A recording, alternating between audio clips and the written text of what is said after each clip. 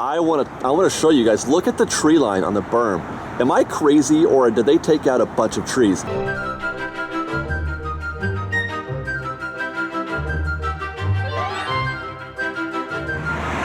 Good morning, everybody. Welcome to Fresh Baked Disney, the best of Disney baked fresh daily. I am your host, Dave, the King of Swing, the Duke of Dork, and the Mayor of all good times. And we are looking down upon the Mickey and Friends tram, the little dance that they do every morning here. Folks getting ready to go to the park, trams getting ready to take off. I watched the tram, one of those things, make a U out of itself, to pull it where it's parked over there. I'm like, that's amazing that these things can do that. These trams can make a U out of itself. How does that? I can't even get my head around that. And you know what else I can't get my head around is why folks park here. I do it. Hey, look, this guy's taking off. Oh, have a fun day, everybody. Have a fun day. Why do people park in this structure, man? Like, I know I don't want everybody to park at the Toy Story lot, but it takes like literally 3 times as long to get to the park from here as it does from Toy Story. I watched this guy. I'm like, okay, I want to film this tram take off, and I've been standing here for, I don't know, 10 minutes. 10 minutes just waiting for that tram to it's been parked. It hasn't even like loaded. Everybody was in there. They were all ready to go. There was no traffic. They were just chilling. See how those things snakes? Isn't that cool? I love how those things snake like that. That's just engineering. People who have brains like that, they can think of stuff like that, just baffle me. You know what, guys, though? Enough of this. Let's go to our spot over here to see what's going on with Star Wars Land. By the way, you may have noticed I didn't introduce anybody this morning. That's because I am going solo today. You guys have got me all to yourselves, I think. I don't know yet about, well, okay, Mike's not here. He couldn't make it. Sarah is moving today. She's getting her new apartment today. The Ninja was not feeling well enough to go today. By the way, look at this peaceful, empty parking lot up here. I don't know about Kitty and Mario or Ian and Ethan. We may run into them later today. But for now, you guys have got me all to yourself, and look at this. Look at this on this cool and foggy morning.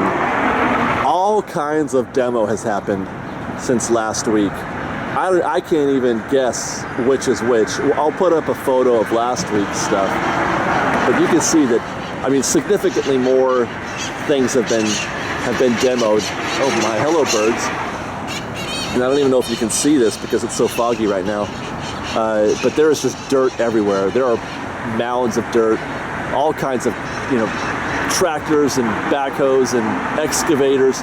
We learned what an excavator was last week too. But there's just a lot of stuff happening here. Like I said, I can't even guess which buildings have been demoed, but it looks like, I mean, they're well on their way, and more stuff is coming down. I'm sure everything that you can see in this frame, pretty much from the trees to Toontown, and even over here to the left. Let's see if I can pan over here. Behind those palm trees, that's all gonna go. We're gonna see all that demoed in the next couple of months. My understanding is that the demo process is gonna go on now until about maybe April, and then we'll start seeing actual construction. I don't know if we're gonna be able to see it necessarily, guys. I don't know if we're gonna be able to see the construction happening, because I pretty much think that there's no chance that they're going to let all this construction be exposed for everyone to look at. So I don't know what's going to happen, but today we're going to look at this. Now, the news that I want to talk about is, they on Sunday last week, there was I don't want to call it a reveal or whatever, but they showed some concept art. We got a video of all the concept art that they talked about for the new Star Wars Land that Harrison Ford introduced at the Disneyland's 60th anniversary special that aired on Sunday.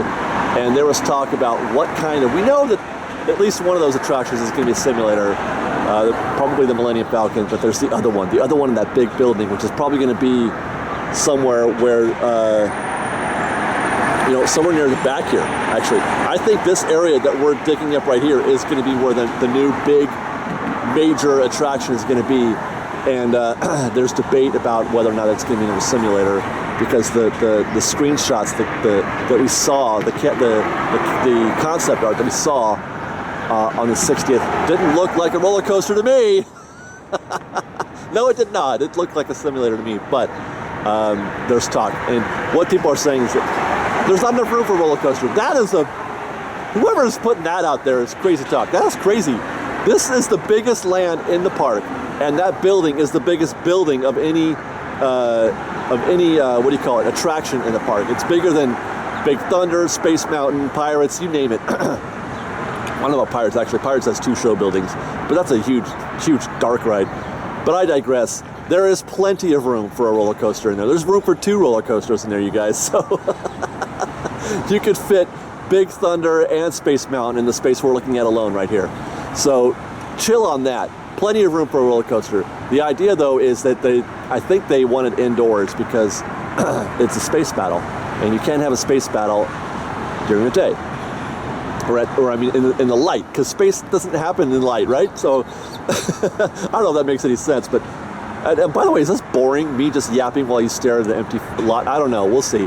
But you can't put a